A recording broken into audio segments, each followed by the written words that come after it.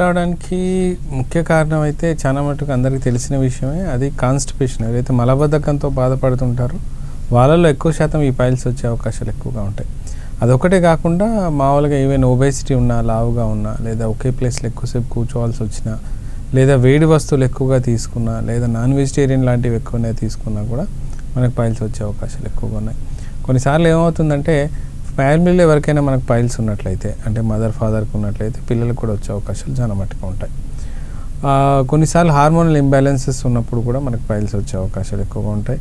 ఎప్పుడైతే మన పొట్టపైన ఎక్కువగా స్ట్రెయిన్ చేస్తుంటామో, లేకుంటే ఎక్కువ స్ట్రెయిన్ చేసే వర్క్స్ ఎప్పుడైతే చేస్తుంటామో వాటి వల్ల కూడా పైల్స్ వచ్చే అవకాశాలు ఎక్కువగా ఉన్నాయి.